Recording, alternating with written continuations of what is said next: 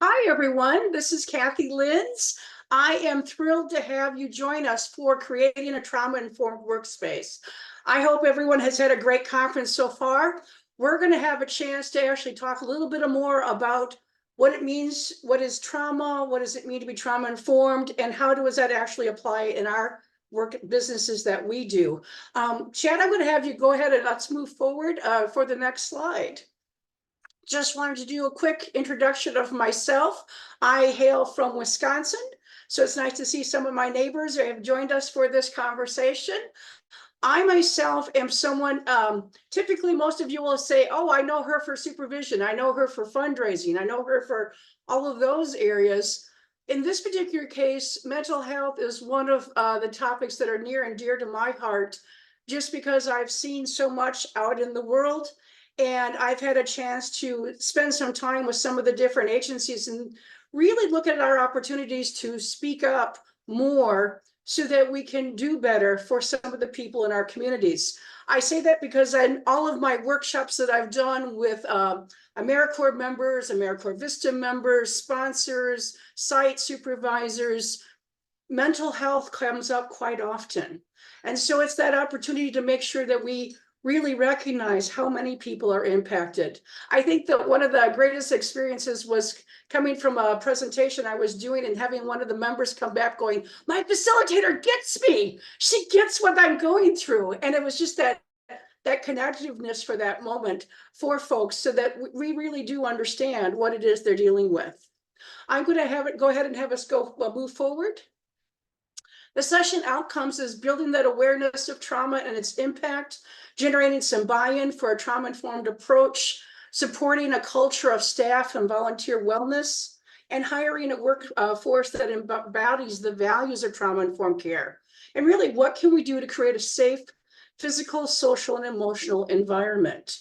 Now, I would have us go forward because you're going to find continually that we're going to have chat bot questions coming up as we go through. I just invite you to go to the chat and let us know which of these are you most interested in. I'd like to know which area to try to focus on a little bit more as I go through the presentation.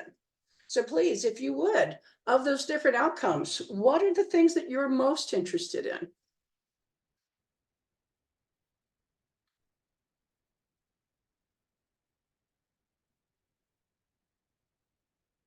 Buy-in, okay.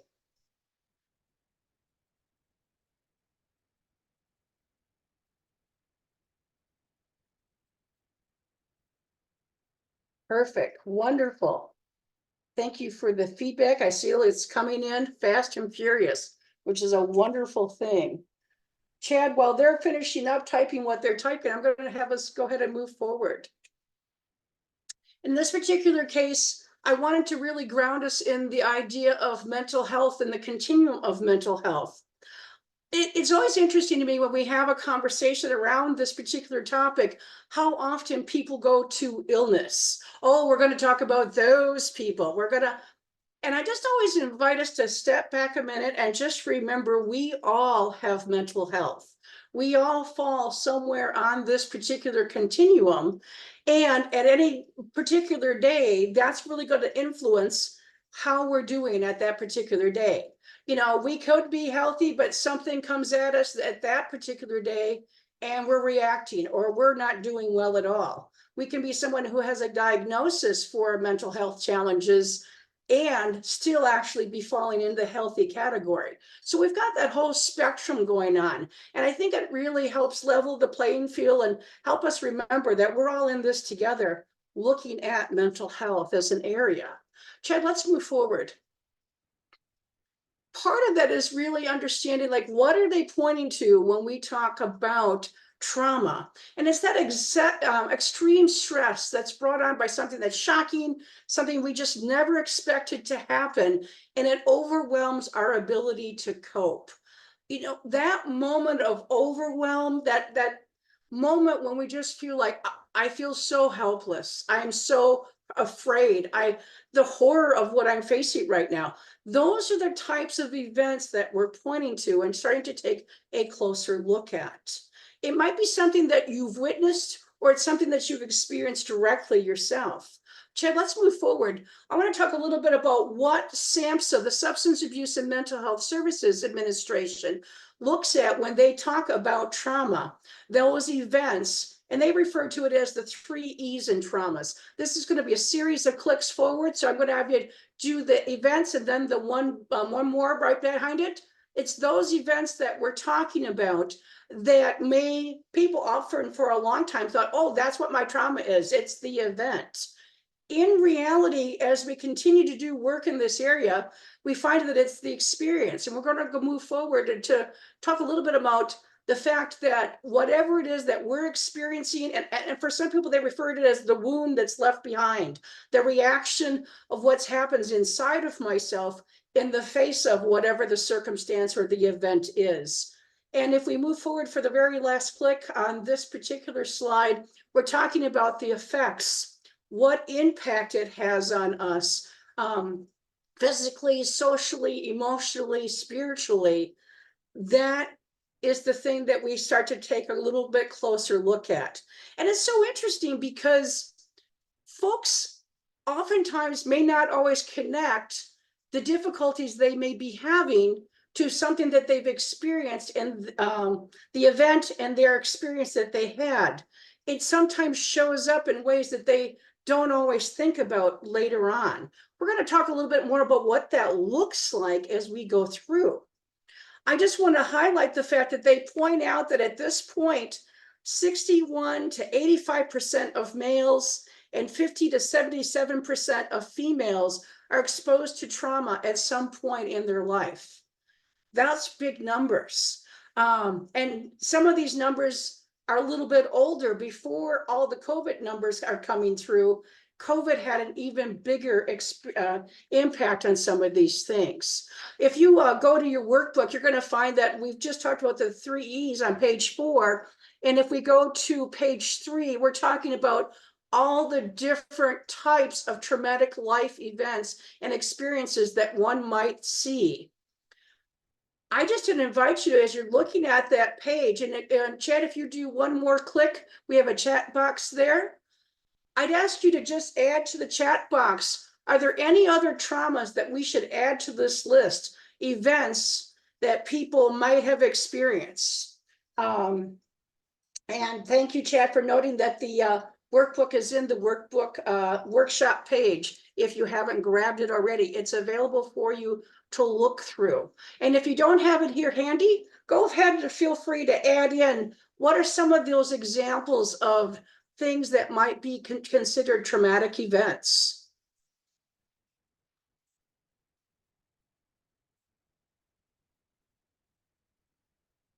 Because that might take too long to go look up. Let me help you out on some of those. It's the physical, emotional, or sexual abuse in childhood or adulthood.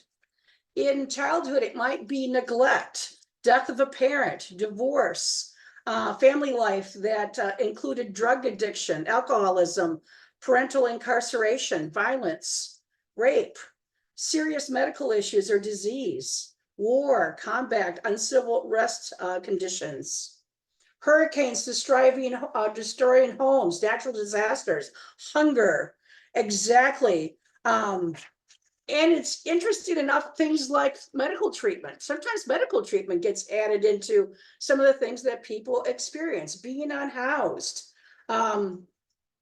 Perfect. You guys you're on to us. This is the folks, you're following along with exactly some of the things that we're talking about.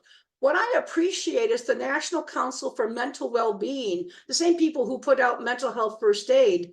They highlight and talk quite a bit in there about how trauma is the leading risk factor for mental health challenges. For some folks, that's a little shocking to them. They're like, wait, what? And it's like, yeah, the traumas that we experience actually are some of the leading risk factor. And so it's recognizing how common it actually is. Thank you. The bullying, the trafficking, all of that are factors. Chad, let's move forward. If you remember absolutely nothing else from this particular session, the most important things that I think we can remember is always asking the underlying question of what happened to you And recognizing that when people have these experiences and they behave in a particular way, those symptoms, they're really just adaptations to whatever happened, and they're doing their best to cope. When you realize people are doing their very best to cope, it really helps you to approach things differently and to remember that healing happens in relationships. So, Chad, let's move forward and start to take a little bit closer look to what some of this is like. In this particular case, we're talking about lots of different types of trauma. If it's acute, it's something that has happened a single time that's been an overwhelming experience. A repetitive one has happened multiple times. If it's a complex trauma, which some of the folks mentioned in the chat box, it's something that's happened multiple times, multiple ways over a very long time. Along that same line, those are the main three that people think about, but it becomes also the developmental traumas that children experience at a time when their brain is actually trying to form, when they're actually trying to learn basic social skills of how the world works. Having trauma break into the middle of that disrupts that developmental process, disrupts what it is they would normally know. When we're talking about historical, it's something that is trauma that is happening over the lifetime of generations. And it eventually becomes this massive group trauma. Some things that follow along those lines are the genocides, residential schools, slavery, things like that. When we're talking about the intergenerational trauma, the effect of living with people who have experienced trauma can cause you to develop some of the same behaviors because it's what you see every day. So recognizing the intergenerationalness of trauma as it goes forward. We also recognize that we're talking about secondary and vicarious trauma because as first responders, as people who are on the front line of service in what we do, we hear people's stories, we see their lives and the things that are happening to them at that moment. That can impact us and start to cause us to have some of the same symptoms, the same chronic stress. And so it's recognizing that that is even a factor. And the last we want to mention, it's become so much more apparent because of the pandemic that we've been through, it's the collective trauma. Those moments where we experience things that we have an idea, we have an expectation of how the world should work, and suddenly we're thrown into chaos and confusion because the way the world should work isn't working that way anymore. So again, those pandemics, the mass violence moments that are happening around the country, that's all part of that collective trauma. We wanted to make sure that people are thinking in terms of, what is it that's out there? Because the question that it raises is taking a moment and adding in the chat box, how many of these types of traumas are present in your community? And again, I ask you to just, note that down in the chat box. Which of they are present in your community? And while we're at it, how many of these are present in your own agency? Folks that you're working with are dealing with all of these different things. I see a whole lot of all. That recognition of, that moment that we realize this is really pretty widespread.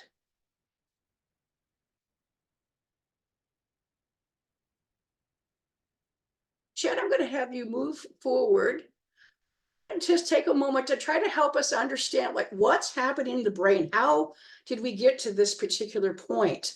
And in this particular case, I'm going to ask you to highlight or really focus in on that little gold spot right in the very center of this picture. We're talking about the amygdala. That right there, its whole job is to help keep us safe.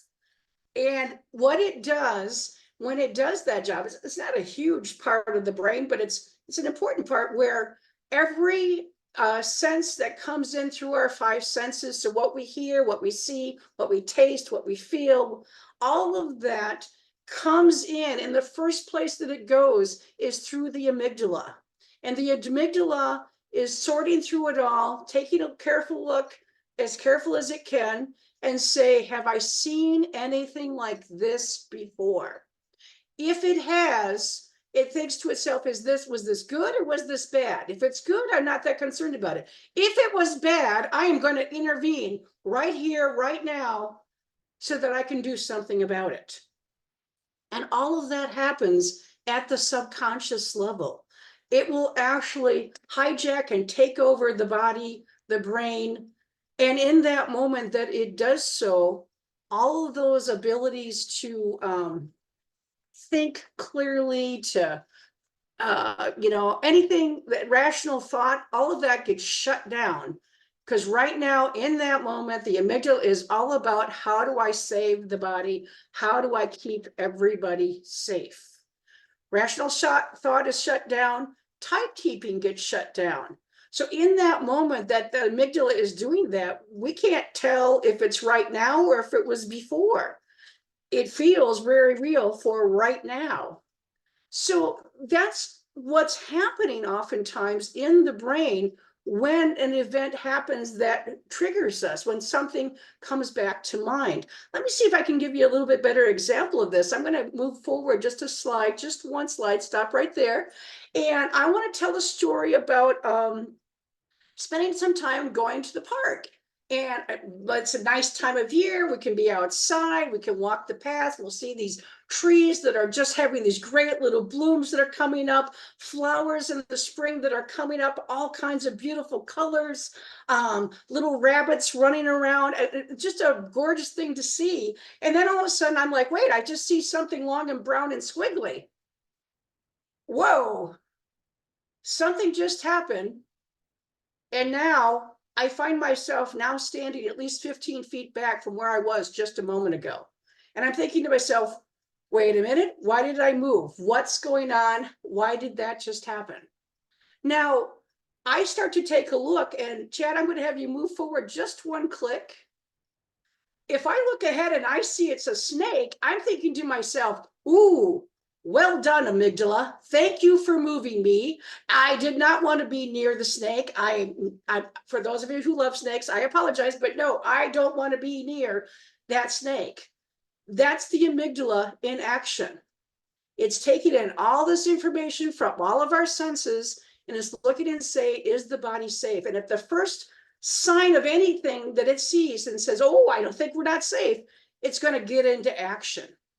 But let's say that this played out a little bit different, that I looked over and I was like, a stick. You just made me move 15 feet because of a stick. Wow, do I feel stupid? Amygdala, really? But that's the thing with the amygdala. It can't differentiate so exactly to know exactly what's happening. It's looking to say, does it look something familiar to something that I've seen before? And is it safe? It's going to make the decision and go. And that's what happened in this particular case. I'm going to move forward just one slide. And in this particular case for the amygdala, there are different choices that you have. You can fight, flight, which is to get the heck out of there, freeze. And in those particular cases, fight or flight, they tend to feel like, oh, I can survive this. I can get through it. Freeze is more of the, I don't think I'm going to survive this. I don't think I'm going to win. How can I just freeze in face and maybe they won't notice me? Maybe they just won't.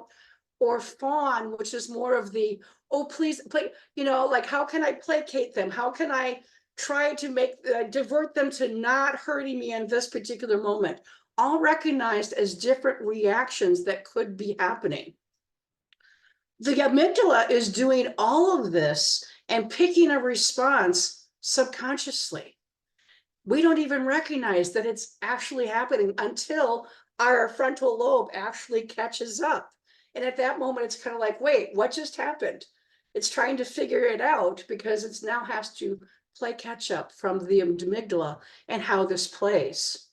I want to give you an example from my own life that I think will help give us even more clarity about what this feels like, looks like when we're interacting with people. I moved to a new home a few years ago now, but at the time it was like just within a few months of having moved in. And I had two friends over from church who were visiting, and it was a couple. And I had gone with the wife to go see a different part of the house. And the husband was still in my living room. And a wonderful person, wonderful soul, but he thought that my house seemed stuffy. And so he felt he knew me well enough that he unlocked and opened as many windows as he could find throughout my house just to get a nice breeze through, because he just really liked nice, fresh breezes. Seemed like an okay, good thing to do.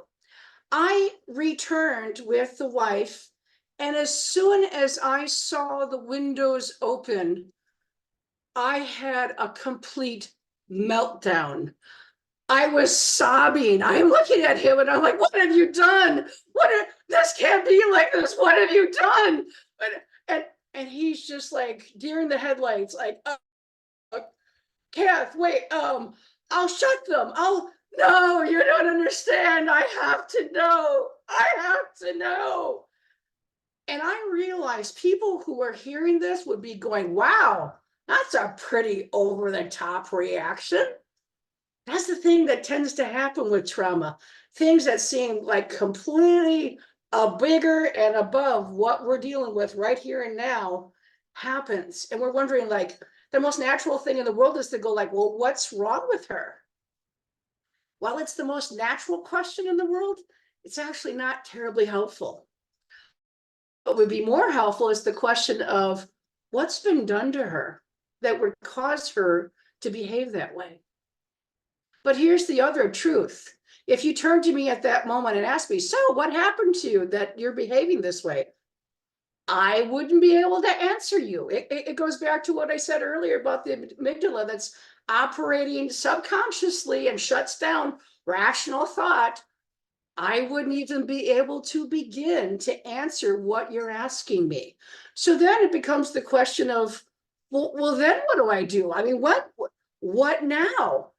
Then it really becomes the question of what can I do right now that would help her feel safe? That whole thing with the amygdala, it's worried about whether we're safe or not. Do I have to save the body? Someone who's in that moment of being triggered, dealing with something from a traumatic event, they're feeling like they're not safe and they need some help to regroup to that particular point. So what I want to just finish up with talking about that in that moment of, okay, this person's clearly having a reaction, like where do I begin? And this is clearly where my friend, the husband, was at. He was just like, I don't know what to help with. The most important things that we can do at that moment is start with us. We need to help calm ourselves down in the midst of what's happening.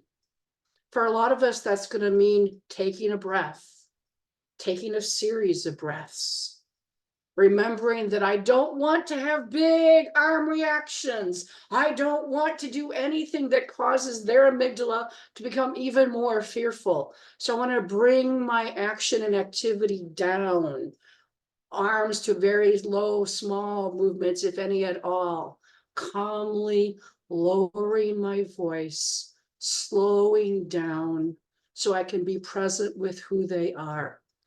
Let them know I'm going to take a breath. Would you like to take a breath with me?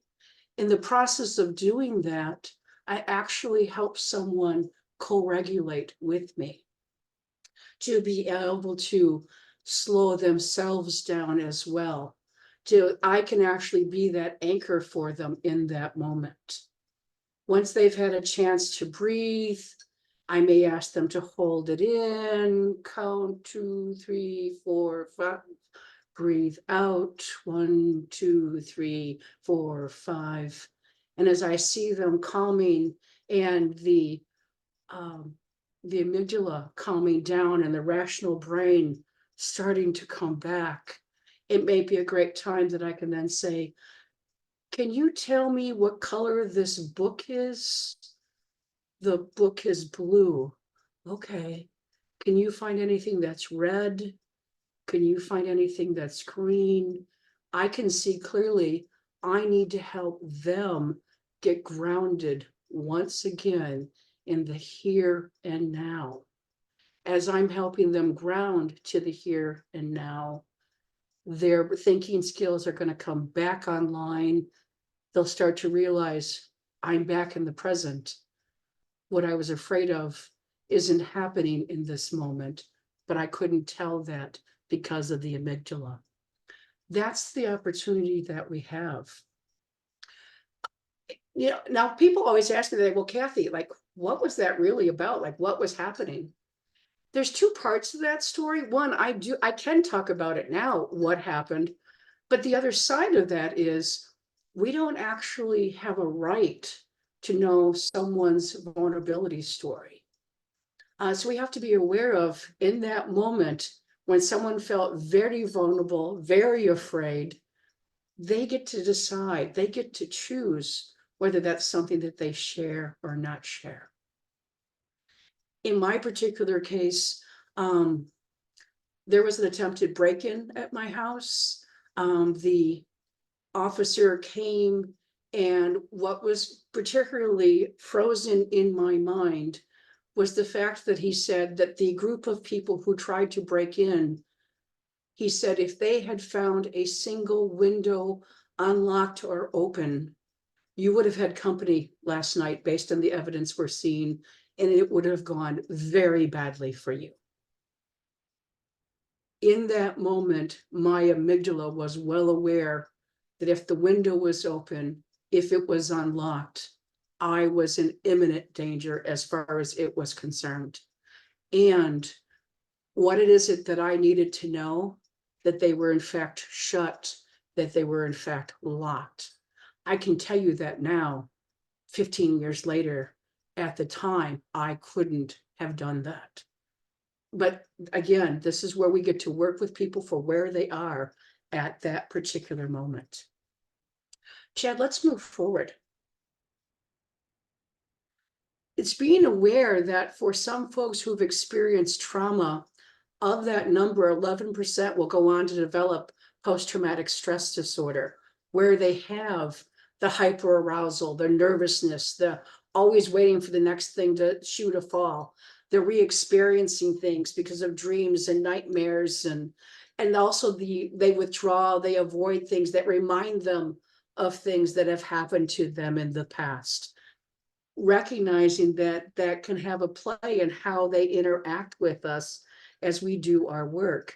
I just point out to you that if you're looking at the workbook pages on page 9 through 11, we talk in there about difficult behavior, things that are behavior that we find annoying sometimes, frustrating sometimes. On one side, it talks about the difficult behavior. On the other side of the column, it talks about how often the very things that we're pointing to are in fact trauma responses, and recognizing that some of what's happening could actually be because of past trauma. So we just, invite you to be aware and thinking of those in that terms. Chad, let's move forward. I just wanted to share this with you because it kind of helps frame things a little bit more. In the very center, you're going to see the comfort zone. All of us have a comfort zone where we're able to self-soothe, we're able to regulate. For people who have been diagnosed with post-traumatic stress disorder or who have untreated, unhealed trauma, their comfort zone has shrunk, it's become smaller. And so it's easier for them to be pushed out of the comfort zone and either into the hyperarousal or the hypoarousal. And so it's recognizing, again, you're seeing the fight or flight or the freeze and fawn response on the top or the bottom of the screen. This is sometimes just a nice way to help visualize what's happening and recognizing that on the right-hand side, we actually have given you some ideas of different things that can help you stay in the window of tolerance. Chad, let's move forward. Trauma is a part of our daily lives, and I think for most people, it's a lot more common than people think or realize. I want to take you through a series, and Chad will move forward, that talks a little bit more how prevalent trauma is. This is one of the very first studies that was done by the Centers for Disease Control and Kaiser Permanente.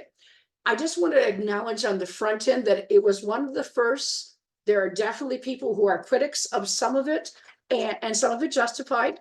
There's been a lot more work that's been done since then, but this kind of gives us some ground, where it started And I'll talk a little bit more about what are some of the things that we need to be aware of. In this particular case, it was a study done with 17,000 people, and they were looking at adverse childhood experiences and how it actually impacts us as we go through life. Chad, let's move forward. There were 10 initial questions that they put together that they asked the participants in this long-term study. I just wanted to share these with you for your reference so you can start to take a look and say, not that you have to share what your score is when we're done, but for just to notice what are some of the things that come up. Did a parent or adult in the household often or very often swear at you, insult you, put you down, humiliate you, or act in a way that made you afraid that you'd be physically hurt? Did they grab, push, slap, or throw something at you, or even hit you so hard you had marks or were injured? Did an adult or a person at least 5 years older than you fondle you or touch your body in a sexual way, engaging in various types of intercourse with you? Let's move forward. Did you often or very often feel that no one in your family loved you or thought you were important or special, or that your family didn't look out for each other or feel close? Did you often or very often feel that you didn't have enough to eat or had to wear dirty clothes or no one protected you, or that your parents were too drunk or too high to take care of you? Were either of your parents ever separated or divorced, or in some cases, did they die? Let's move forward. Was your caretaker often or very often pushed, grabbed, slapped, or had something thrown at him or her? Or was there ever a time where they were kicked, beaten, or hit with a fist, or repeatedly hit at least a few minutes or threatened with a gun or a knife? Did you live with someone who was a problem drinker or alcoholic or used street drugs? Was a household member depressed or mentally ill, or did anyone attempt suicide? Did any family members go to prison? People looked at those particular questions, got a sense of how many times you had a yes, that gave you your adverse childhood experience score. They found that 1 in 4 had 2 or more, and 1 in 16 had at least 4 categories. There were some very big impacts that they found. And Chad, we're going to take a look, looking at the next few slides, just quickly kind of giving a taste of some of the things that they saw. What they found over the lifespan is that there were exchanges in their brain neurobiology. So back when I showed this picture of the brain, we always start there because literally the brain changes when you've experienced trauma. What they found in the research is that amygdala that I talked about earlier, it actually grows in size for people who have PTSD. And the hippocampus, which is the place where memory is stored, actually shrinks. It literally changes the brain. You're going to find that people have social, emotional, or cognitive impairments. Again, I mentioned about how kids are trying to learn things developmentally. There are some skills in life that some kids, because of trauma, did not learn and now have to learn those same skills as adults, which is incredibly embarrassing, hard. And you feel like this continual sense of like, wow, I just look at that and say, like, this shouldn't be this hard, but yet it is. That's the adaptation of risk behaviors as coping mechanisms, the eating disorders, the smoking, the alcohol, the self-harm, the violent, all of this. And it's persistent long-term health and social problems. The other things that let's move forward. I wanted to sometimes show you the picture because sometimes it's even easier to really see what they're pointing to. So when we talk about suicide, even though you have 0 adverse childhood experiences, some people will die by suicide. But the more adverse childhood experiences that you have, when you're at that tipping point of 4 or more, the risk of suicide goes up significantly. When they looked at people who had 8 or more, they're at about 90% in that particular case. So suicide rates go up. Let's take a look at the next couple of slides as well. Alcoholism, the exact same pattern going up. Next slide after that. Drug use, intravenous drug use, same kind of thing. Next slide after that. So we want to just be aware that having multiple adverse childhood experiences increases the anxiety, the physical problems, the sleep problems, the emotional problems, All of that is going on for people who've experienced these things and haven't gotten the chance to actually get that treated to deal with their healing process. Let's go forward one more. When again, when we think about the long-term impact, you're going to see all of these different factors coming into play. People don't always think about the fact that what I experienced, I'm still dealing with, it's still showing up. It's causing inflammation in my body.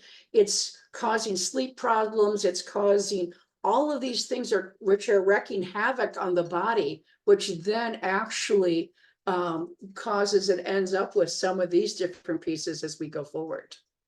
Let's move forward to the next slide. This is the one slide that I think is particularly interesting because most people go, wait a minute, Kath, all the other slides you showed us were going up. This one is going down. What is going on? They were looking at the impact on mortality. In the very first one, where it's 0 adverse childhood experiences, it's not shocking that the 19 to 34-year-olds are the least likely to die and that the people over 65 are the most likely to die. But when you go over to 2 adverse childhood, the score of 2, suddenly that's completely reversed. The people who are most likely to die are 19 to 34-year-olds, and the least likely are 65. When you have 4, it drops even more. And people have said to me, well, Kathy, what's happening? Why is that happening?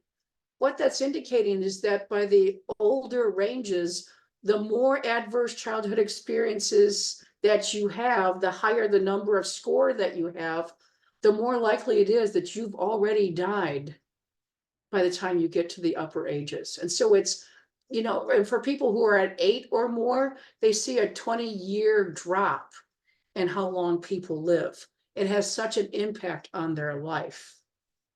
So just being aware of that side of it. Let's move forward. So sometimes people say to me, well, Kathy, I get that. That's the childhood side. What about the adult side? The adult side, the different types of behaviors that we still see the same kind of bodily harm that's going on, the same kind of numbers that we see. So let's go forward one more slide. What's also interesting is that the prevalence data tells us that when we look at adults and children in psychiatric treatment settings, they're the most common to have trauma histories.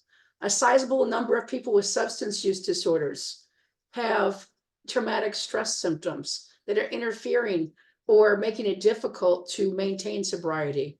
When they look at the number of children and adults in prison or juvenile justice systems, again, they're seeing people with trauma histories. People who have been traumatized and that is unhealed find themselves in very dire straits oftentimes in life. Let's move forward.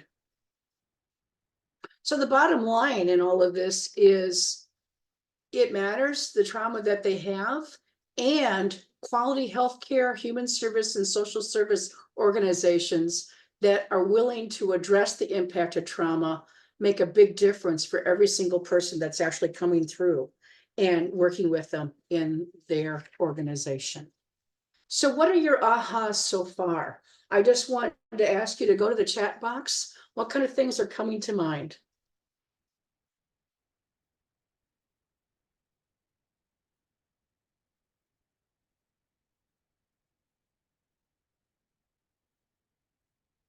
Your ahas so far.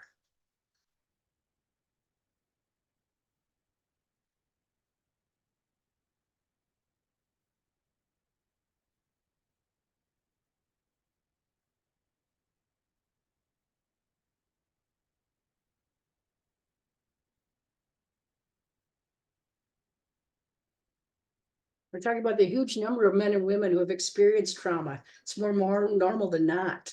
20 years difference for ACEs of 8 or more. How much trauma affects your longevity? The example of how to be with someone at a time of crisis. How incredibly significant trauma events and experiences can be in people's lives. Mortality rate for young people who have experienced trauma is pretty shocking. Again, I love those I don't love what the data represents, but I think it's a great visual that really helps people get a better handle on what's really happening for folks as we go through. So keeping in mind, trauma is not the past itself, it's the imprint that's left inside of us. It's the way that it alters our perceptive pathways, it informs our expression, the way it leads our relationship dynamics. And frankly, it shapes our cultures and communities when so many people have experienced trauma. Let's move forward to the next slide. I appreciate particularly this particular quote. It compromises our ability to engage with others by replacing patterns of connection with patterns of protection. There's a chat box that's coming up right now. I just asked you to think about that in your in the chat itself. How does the fact that it replaces patterns of connection with patterns of protection impact your work? What does that mean for us?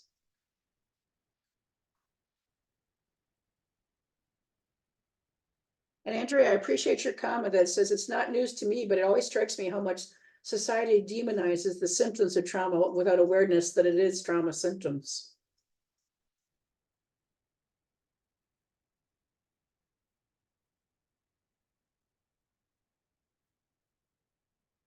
We're getting ready to talk more about trauma-informed care. And in that particular case, trauma-informed means that we're starting to take a look and say, how do we make that shift from protection to connection? Thank you. I see on here, it really affects our large group trainings for AmeriCorps members. Almost every job requires you to interact with someone. How do you connect? Sadly, some colleagues are not interested in hearing, learning, and considering the capacity building about relationship. If someone is in protective space, then developing relationships will be more difficult. Absolutely, it is more difficult because we actually have to build up some other things first before we can actually even engage with them. It can be overwhelming for those with trauma. Outreaching with certain communities and understanding the caution. Exactly. So in this particular case, and by the way, if you have the workbook handy, on the very bottom of page 6, we start to talk about what trauma-informed care is. It's thinking about how do we create that safe environment? How do we build relationships and connectiveness and support and teach emotional regulation? Helping everybody in our organization, whether they work for us or we serve with them, wherever they are, that we actually help create that particular space. Now, one of the things that I find most often when I'm doing this work is people are looking at it at this moment and was like, Kath, this has brought up a whole lot of stuff about my own life. I mean, I'm starting to look at my own situation and realizing that there might be more here that I got to deal with. And that actually I would recommend is a great place to start, is to recognize there's your own personal work that you might need to do before you're able to engage with the greater community as you go forward. It's even being aware that might be part of what we have to take a look at. I have to be honest, I've done enough of these presentations that I've had people come up to me and say, I just realized I may be impacted by trauma. I'm looking at what you're giving examples, I'm looking at the behavior and I'm like, she's like, I'm realizing it now. I didn't even realize it that before. So this is our opportunity to think about our own personal work and then thinking about how do we actually interact with others, making sure that we can bring that apart. And as part of our work, because of what we do, it's recognizing that the relationships with a trauma-informed approach aren't only better for the clients, they're better for the staff. All of our staff need help too, because they're seeing and hearing a lot of that secondary, that vicarious, as well as what they may have brought to the job of their own life. And that can really bring us to the point of burnout. And so it becomes that question of what can we do to help maintain our own wellness as we go forward. There are 6 guiding principles when it comes to trauma-informed care. We're looking in terms of how do we actually help people, starting at the left, feel physically and emotionally safe. Thinking about collaboration and mutuality. We're striving here for recognizing the dignity of each and every person that we're working with, equality in our relationships so that we can share power and decision-making and make sure that everybody has a role to play. Thinking about trustworthiness and transparency, trying to build and maintain trust by being transparent in our actions and the choices that we actually make. Empowerment and choice. This one is always the one I think that is surprising to some folks, but I always come back to when you've experienced that kind of trauma, one of the first things you lose is the ability to make decisions for yourself. So we want to help people start to build that back again, to work so that they can, in fact, decide what it is that they'd like to do, help them step into their power and their sense of self all over again. Now, sometimes I work with schools and they're like, well, Kathy, you aren't suggesting that we give the children all their own choices. I'm not saying let the children run the school, but I am going to say there may be a time that we have to look at this and say, would you like to do A or would you like to do B? Which is way different than you're going to do this. Giving them some choice in the matter of acceptable choices that'll help build up those skill in the midst of whatever it is that they might be dealing with. The peer support. This is, again, one of those areas where people are surprised by this, but if you have people who are themselves in the process of recovery, in the process of healing, allowing them to take the lead for sharing their stories, sharing their lived experiences, providing guidance and work with others who can then also become peers as they go forward. It brings out the best in the people who have the most lived experience, who have been most impacted, to then help guide how should some of our programs look? How do we go about some of what we do? Giving them the chance to actually talk with their other colleagues that can actually help them develop even more trust, because they're like, this is somebody who's been there before, done that, knows some of what's ahead of me in this path. The last one is the cultural, historical, and gender issues. In this particular case, we're looking to say, how do we move past the biases? We need to actually own and recognize the historical trauma, recognizing the healing power of cultural connections, bringing that all to the forefront so that we can, in fact, be more inclusive of the folks that we're working with. Let's move forward.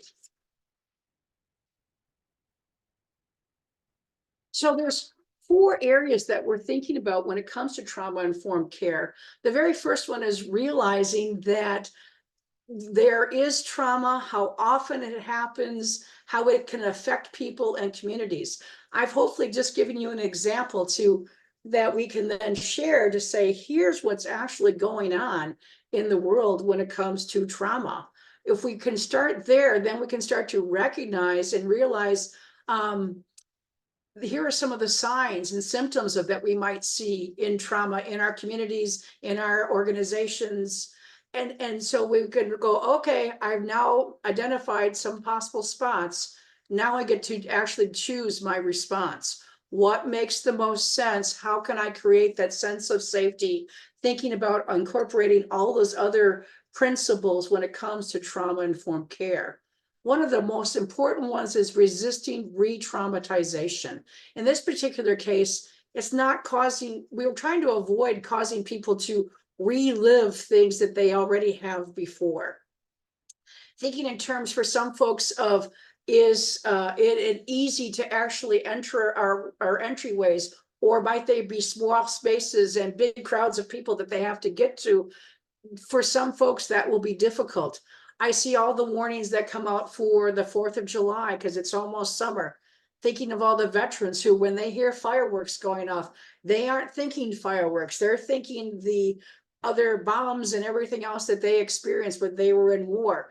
It's trying to be more sensitive to what would be some of the natural things that may be happening in our particular organizations. What's there on our daily basis, and inviting people to give us feedback if there's things that we need to change, because that trigger in that moment can really start to set people down that spiral. The amygdala is certain and loses track of time, and it's there. So recognizing the four R's of the trauma-informed care. Let's go ahead and move forward. I just, again, wanted to highlight in there that difficult behavior list that's there, as well as the common trauma reactions that are on page 9 and 11 through 11, just because they can be a helpful component to knowing what might be out there, what we might be seeing, and help us with that identification process. I've tried to design the materials that you're getting so that you have materials in the PowerPoint, which is available as a PDF, as well as the workbook, so that between the two of them, you have a complete picture of some of the step-by-step of some of the things that you'll want to take a look at back at your sites. I'm going to go ahead and move us into the next slide. We'll move forward. We're starting to take a look at what does it mean to do parallel skill development. In this particular case, it's recognizing here are some trauma-informed skills that we want to be aware of, and you'll find that in your workbook on page 7 through 8, we have put in descriptions for each of these different skills so that you have some idea of what it is that we're asking people to do. And then we have 2 more columns here in the slide set to say, if staff were self-aware, they would be doing this for themselves. And this is a great cross-check for ourselves and with our teams to say, you know, how often is some of this showing up for myself? And then when I'm trying to partner with others, which is the last column, what would that look like? I'm not necessarily going to go through all of them, but I wanted just to kind of give you a feel for some of them. Chad, would you be willing to read the description that's for the first one when it comes to feelings and identification and validation? Sure. So it reads, people who have experienced adverse childhood events, particularly at the hands of a significant caregiver, were given contradictory messages, dismissed, ignored, silenced, abandoned, blamed, shamed, told they had no rights to feel, etc. You have repeated opportunities to offer corrective experiences. So we've got folks who have had these experiences and they've already started to point out what is it that we could do. In that moment of self-awareness, it's the, I know when I'm feeling tired, angry, sad, frightened, etc. Taking that moment to kind of check in. It's one of those interesting conversations when I've talked with staff. We've talked about like when we're dealing with conflict, when we're dealing with other things, and I've always had to come back to, what are you feeling right now? And I've had folks say, you know, I've never actually stopped. I reacted, but I didn't respond. Respond requires me to take a moment, think about this for a moment, kind of check in with myself and see where I am before I say or do anything. So taking that moment of checking in is knowing, how am I actually feeling at this moment? It's recognizing, can I read nonverbal emotional cues? Can I see what's happening with their eye contact, their facial expression, their tone of voice? In some cases, it might be, I think of the example that I gave earlier of the absolute distraughtness of my windows being open, and I'm breaking down in tears, and are they able to really read what's happening? They recognizing like, oh, okay, this isn't anger, this is at the heart of it, fear. So being able to have that self-awareness and thinking about then how do I actually apply that when it comes to the others, being able to verbally reflect people's emotional state. It sounds like reflecting feelings. You had to wait 3 days for me to return your call, and your question was really important to you. I understand why you're mad about this. It changes how we interact with other clients, with other staff, with other community members. And so it's an opportunity to start to step in to some of these areas. I believe the next one is feelings regulation, sorry. And Chad, would you be able to read that one as well? Sure. That reads, a significant outcome of having an overwhelmed nervous system is emotional dysregulation. People who did not experience the mutual dance of regulation with their caregiver during developmental years often need to learn these skills as adults. And so this particular case, it's when I start to feel overwhelmed, I know how to bring myself back to emotional balance. For some of our staff, that answer might be no. And that's the time, if you remember that window of tolerance that I showed a slide of earlier, and I had a list of different grounding, breathing, mindfulness, all of those types of things, those are things that can help bring us back into that emotional balance. It's starting to think about and creating a plan for what kind of things might I want to do to really help bring myself back around. Then I can, once I've put my own oxygen mask on, then I can think about like, what is it that I need to do with someone else? Am I equipped to engage with them when they're feeling overwhelmed? Am I aware of those grounding strategies that I can then, I can't tell them, you have to do this, but I can offer an opportunity for co-regulation if I can see deregulation in front of me to help them breathe, because I'm going to manage my own breathing. I'm going to manage my own calmness. I'm going to bring my sound level down. Chad, if you go forward and show them the other slides, they're going to see that there's information for understanding the stress response, identifying and managing triggers, those things that, a trigger, just for your information, is thinking in terms of what is it that set the amygdala off? What was it that it was looking for? In this particular case of the story with the snake, it was something long and squiggly and brown. It immediately thought to itself, must be snake, must move into action. That's a trigger, something that caused the amygdala to think it might be something dangerous. So what are those triggers that we might be dealing with? And then how do we manage in that moment to try to bring ourselves back to calm and back to a point of when we can actually interact with others? Let's go ahead and move forward just so they can see the other slide. Reframing symptoms and problem behaviors as coping strategies, helping people realize that what they may have been doing to help cope.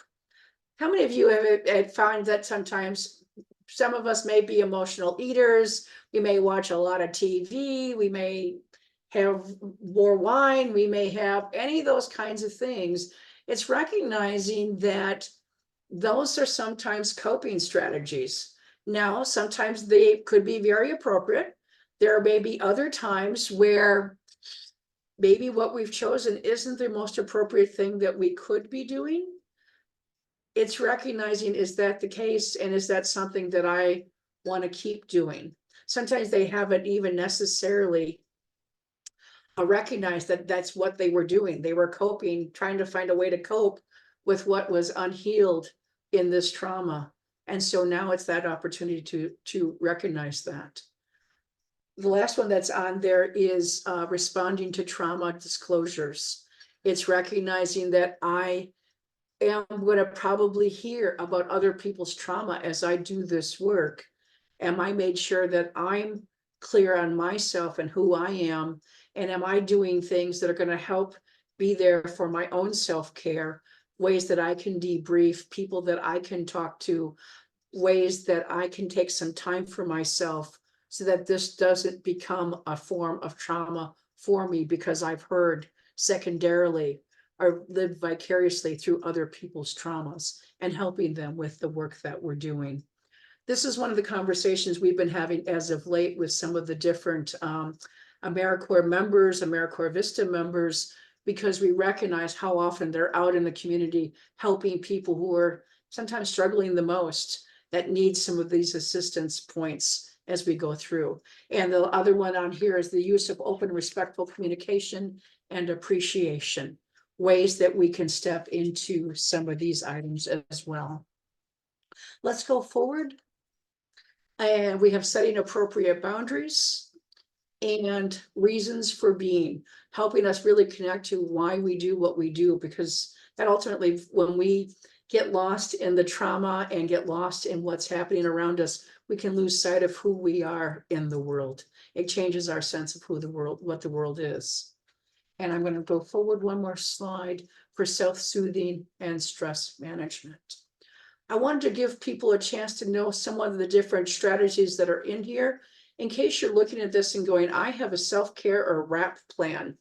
What that means is that a WRAP plan is a wellness plan. If I know that I'm someone who's been diagnosed with a mental health challenge, I want to make sure that I have a plan in place that says, if I should become too ill and not be able to take care of myself, this is the person who will be acting on my behalf. I've set this up ahead of time so that it's a known thing. Here's the decisions that I've made in advance of how I want my care to be provided. What behaviors would we see that would let me, you all know that I am now able to take control and manage my life again if I'm having difficulty. That's all laid out for folks who may not normally have something like that in place. It's a chance to help people be able to make sure they get the best care they can and have a sense of control in their own life and their own say in what it is that they do. I'm going to just take a moment and ask if either if people want to come unmiked, because there's been some tremendous comments and things that have been going through the chat, and I'm very thankful for that. Lots of different resources that are flying around, which is wonderful. But I just invite you and to go ahead and pop that one more click. What would this look like in our agencies if there was safety, trustworthiness, peer support, collaboration, empowerment, and sensitivity to cultural, historical, and gender issues, both for our clients and our staff? I just ask you to go ahead and pop that in the chat, if you would, please.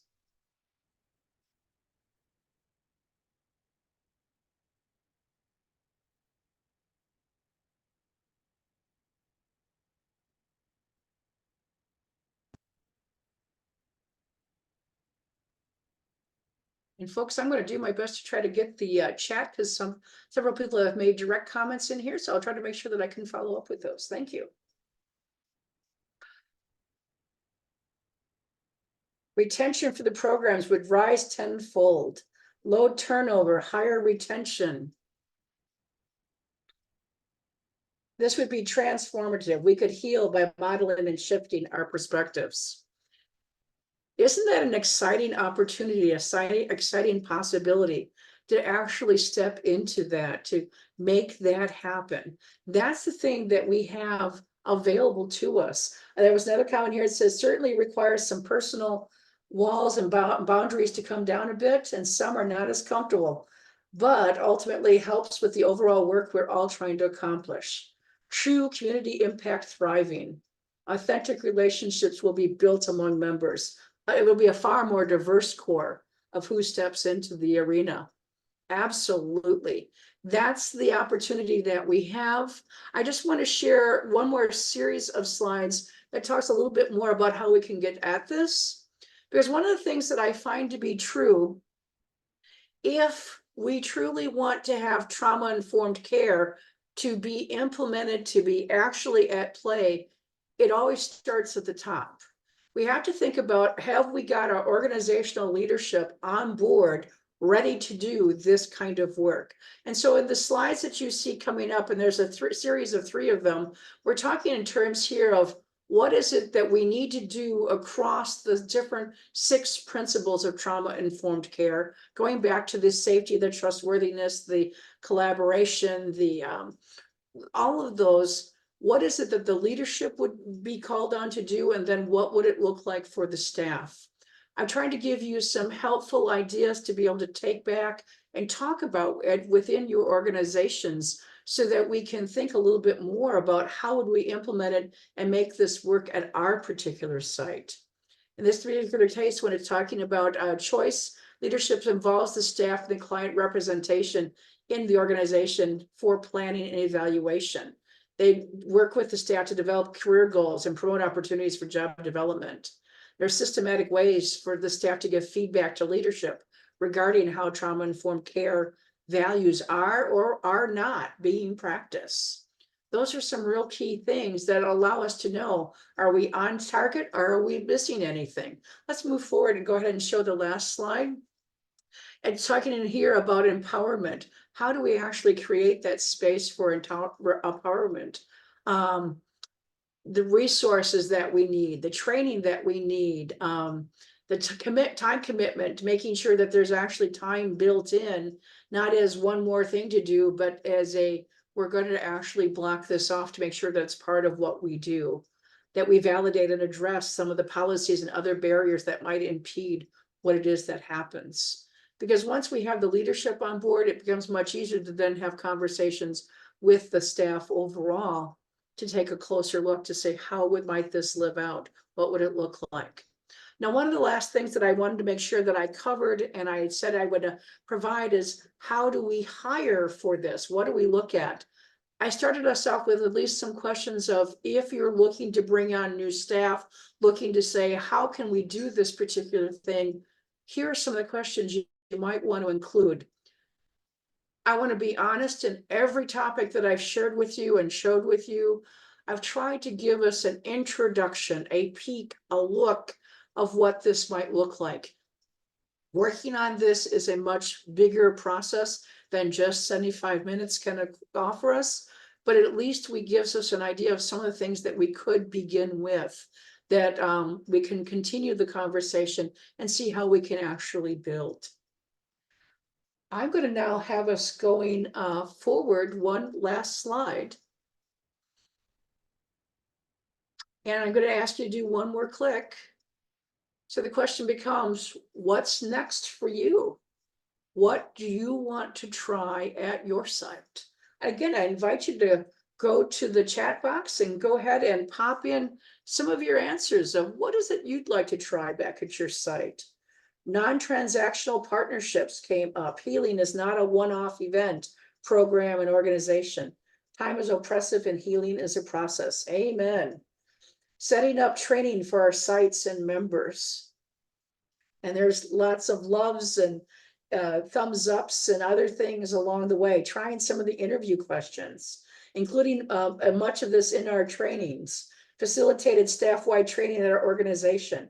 Open to supervision from intermediate sites as well.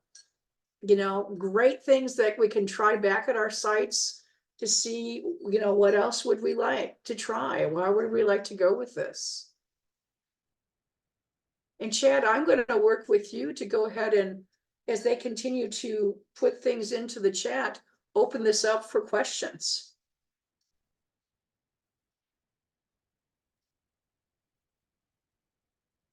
Yeah, we have about 6-7 minutes left. So if there are other comments or questions, you can put it into the chat, or you could also, if you wanted to, you could raise your virtual hand and share over the audio as well.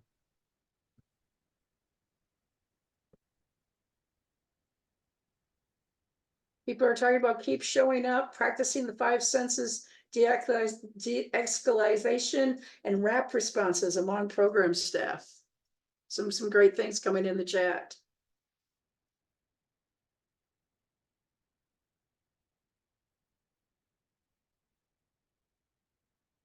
While I have a chance, I'm going to ask one more question.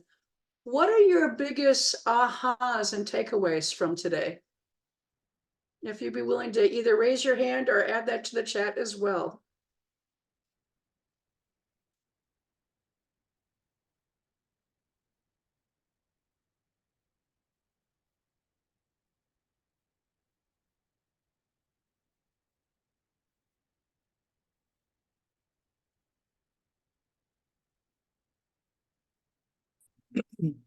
Hello, this is Jasmine from Albuquerque, New Mexico, with the Indigenous Educator Corps, and just want to appreciate your very much your energy. There was a lot of different words I wanted to say, but just thank you for your engagement there. And I just wanted to give that love to you, because you definitely activated some things in me this morning, and just the love in the chat as well. Wanting to say, I guess an aha moment is, you know, I've been with AmeriCorps for a long time. I took a break for my own trauma-informed working, you know, space, and I went to the post office, you know, for 6.5 years after working 6.5 years in in AmeriCorps as a program manager and coming back, right? I said I never would, and then I did. And I'm so happy I did, because sometimes you do have to take that step back, because it's hard work, but it's also heart work. And those opportunities for, skilling up our core base, our community of AmeriCorps workers and service providers in those helping professions, and giving that love, I think is those most activating spaces. And really, what is it to be in that intersection, right? And sort of those traffic those traffic uh officers. I often think about that because I see myself as that intersection and building bridges.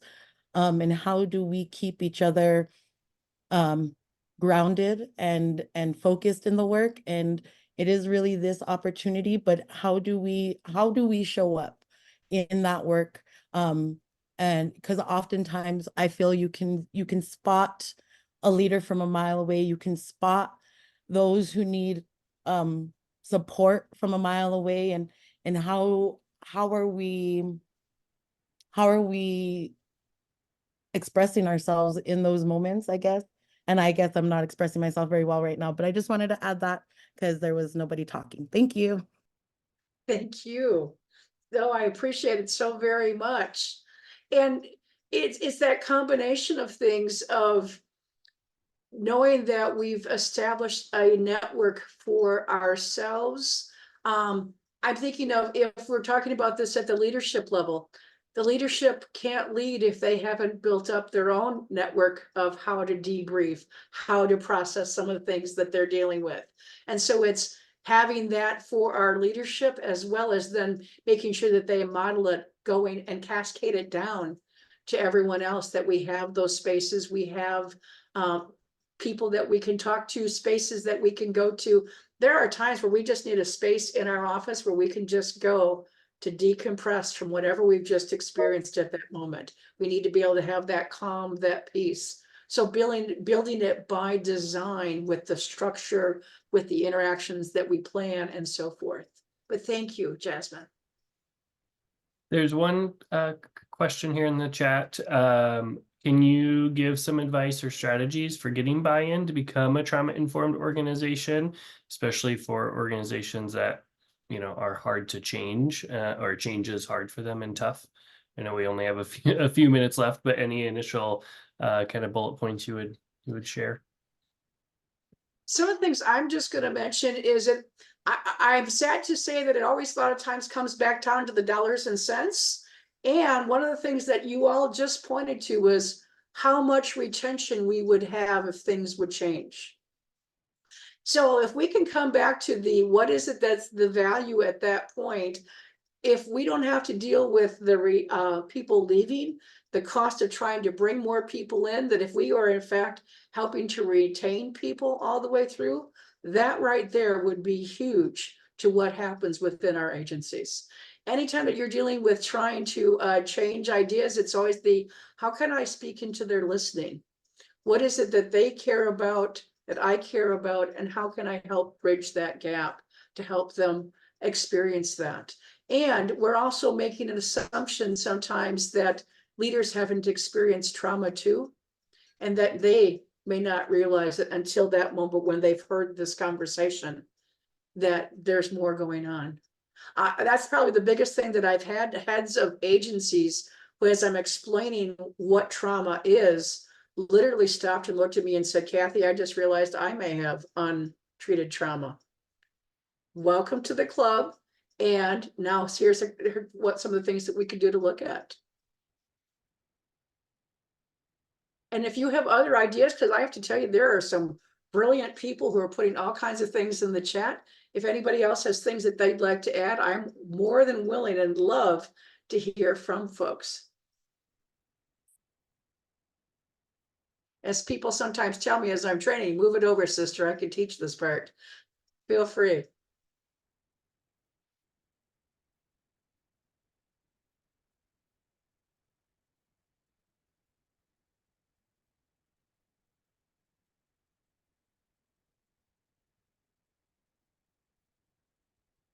And there was a couple of here. Great session. Most of us in the service sector, we understand the needs for support and service more than anybody. You know, that's absolutely true. I'd like to thank everybody for coming. If you have more questions, my contact information is on the handout and the materials. And it's been an absolute delight to work with you all today.